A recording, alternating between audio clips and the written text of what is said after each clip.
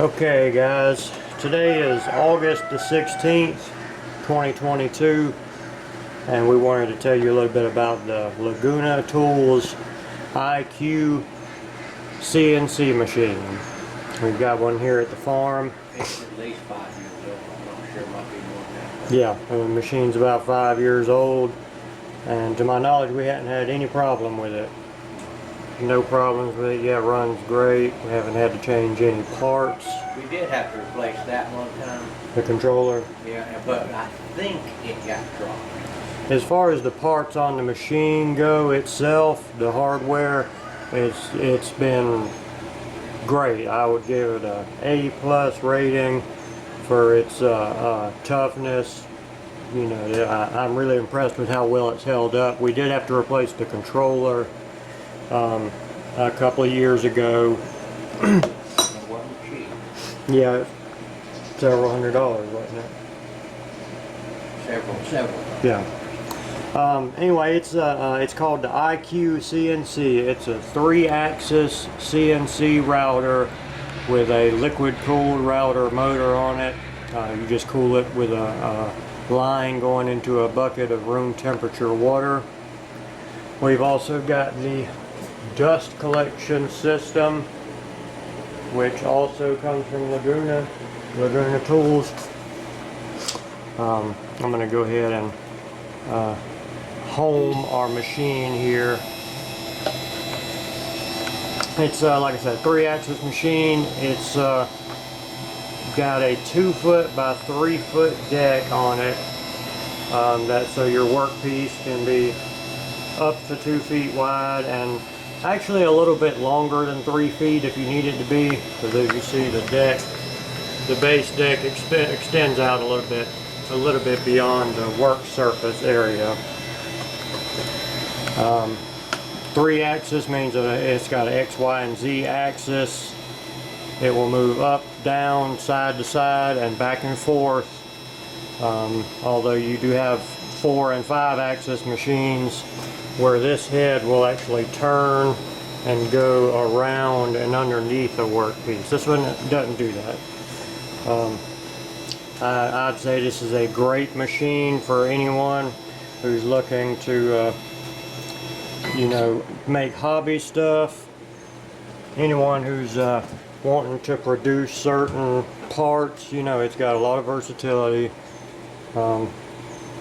I wouldn't say it's a machine for a mass production factory setting. You probably need a bigger machine for that, but if you're into that type of thing, you already know what kind of machine you need anyway.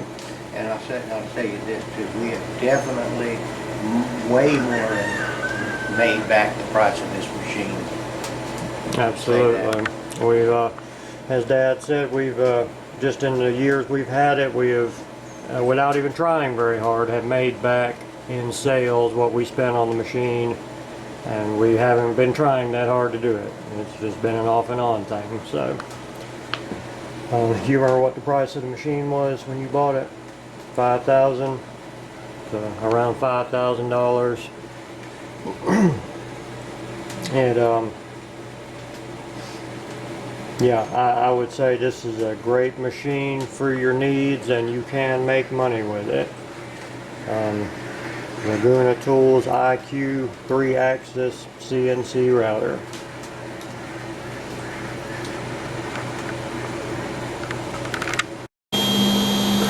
Also with the CNC machine, and this is all CNC machines that I know of, it's not just the machine that you have to get and have knowledge of.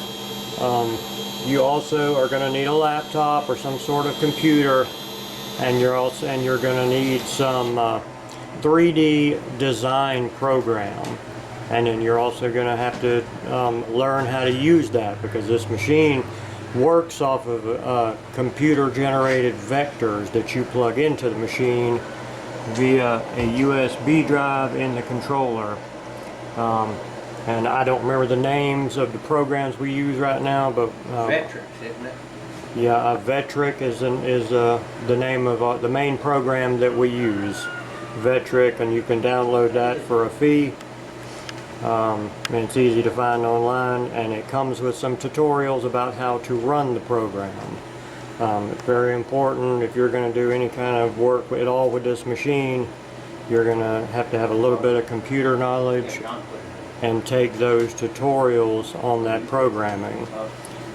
Because like I said, this machine runs, you can move it around manually with this controller up and down, but that's pretty much the extent of what you can do with the controller. Anything above that, you're going to need to program something in your laptop and plug it into the machine. You nod your head with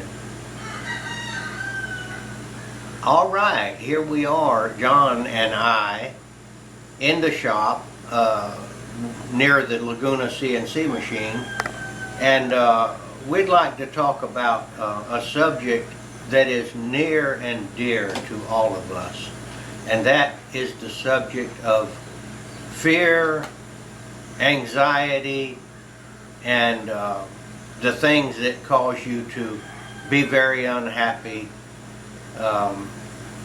And we've both had a great deal of experience with it, and also think that we have the solution that may be able to help you to have a better quality of life. So I don't know which of us has had the most experience with getting into a pickle that caused a great deal of anxiety. But go ahead, John. Tell them what you think about it. Well, like most of us, I worry. It's something we all deal with. We worry about things constantly, and I've encountered a lot of things in my life that have brought me a great deal of trouble, and also had a great deal of worry because of that. You know, things are going a lot better in my life now, but I still worry. Still have a lot of things I worry about. But there's a lot of things that Jesus said in the Bible about worry. I believe that's one of the most, as far as the repeated statements of Jesus in the New Testament, he said, don't worry, don't be afraid. And he said it enough times in the New Testament that I think he really meant something by it. And I think he has a reason that he doesn't want us to worry. I don't think he said it just to comfort us, you know. And I think the reason is because he wants us to realize that what's the point in worrying about something that you don't have any control over in the first place? It's an exercise in futility to worry about something you can't control. And then you realize, well, oh God, I don't have control over anything. My life, whether or not my heart's going to keep beating, whether or not I'm going to have any food tomorrow. And for a person that doesn't know God, who is not, who hasn't accepted God as their Savior, that's a really scary place to be at. And it's a place that every single one of us is in, regardless of whether or not we're a Christian or a Muslim or an agnostic or an atheist.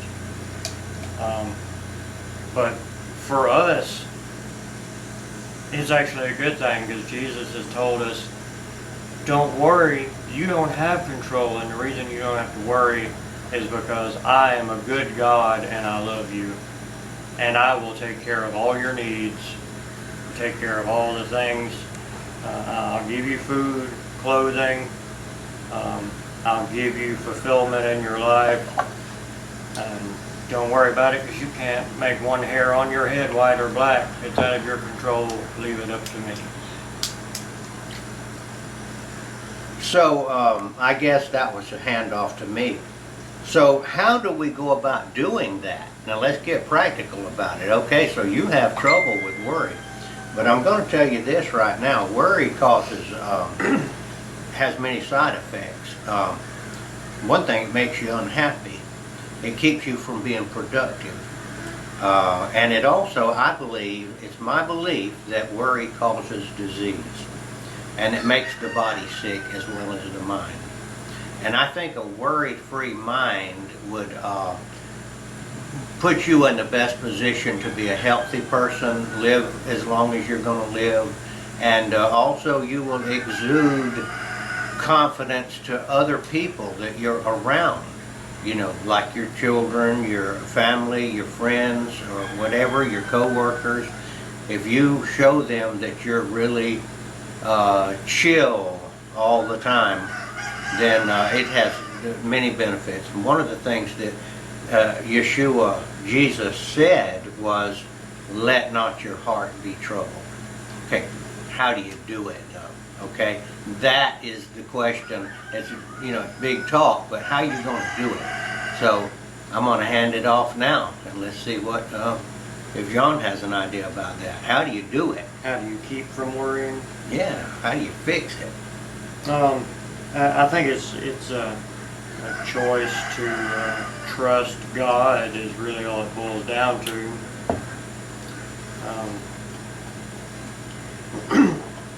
Like I said earlier, it's what do you believe?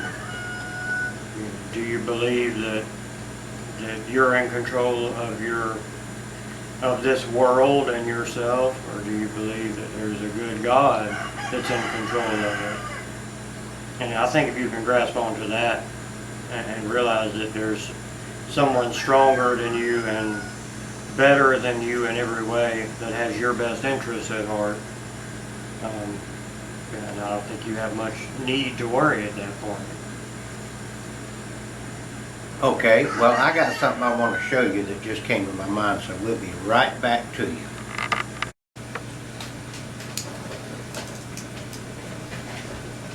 Okay, I hope you can read that. Let's see if that will. Well, I guess he had it good to start with. All right. This is what Yeshua said. Peace I leave with you. My peace I give to you. Not as the world gives do I give to you. Let not your heart be troubled, neither let it be afraid. That's what Jesus told the believers. He gave us his peace. Okay, so how come we're not peaceful then? Us, or we believers.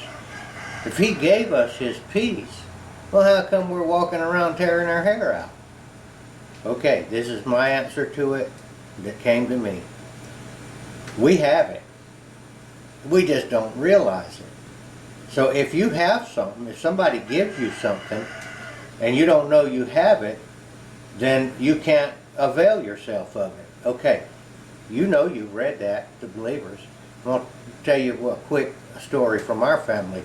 My great-grandfather gave his son, my grandfather, the farm when he was 2 years old. He went to the courthouse and deeded the farm over to a 2-year-old boy. But my grandfather never knew it until his father died, and he found out I owned the farm the whole time. All right, we own the farm. He gave it to us when we became believers. We just don't realize it. Okay, now you do realize it. Okay, so what do? We own the farm. Okay, he gave it to us. Why don't we feel it? It's the way we're thinking. We have his peace, which is as peaceful as it's possible. And so what do? We believe it. But I'm still unpeaceful. What's going on here? Because you're not trusting God. This is my saying. I have the peace. He gave it to me. So, whatever's going on in your life is as it should be. Another way of saying that is let go and let God. It's just like John was saying a while ago. You trust in God. I have his peace. Everything is as it should be. Okay, so you have a sore toe. Everything is as it should be. Things aren't going your way. Earthly wise, fleshly wise. You lost your job. Everything is as it should be. He's our Father. He loves us. He's going to get you a better job. And I have found that God will solve these little problems for you in quirky ways.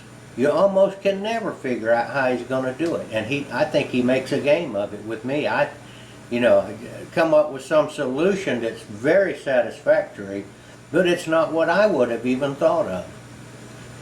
So that's the answer. And Jesus said it over and over again to His disciples, "O ye of little faith." That's another way of saying, "O ye of little trust." Trust me. Trust me. There's no sense in getting bent out of shape about it, and I think that little trick helps me. Sometimes I forget it and I have to recall it back again. This little sign right here, by the way, was one of the things we like to make with our CNC machine, and try to pass this message along to people. You got anything to add, John, before we got to cut this off? We decided we weren't going to be too long-winded, but I think that sounded great. That covered everything that I believe about it too, and that's how I get my peace as well. I just trust my Father that He's already given me the peace I need and given me all the tools I need to be happy in this world. all right, I guess we're winding it up, and we'll see y'all on the next video, God willing.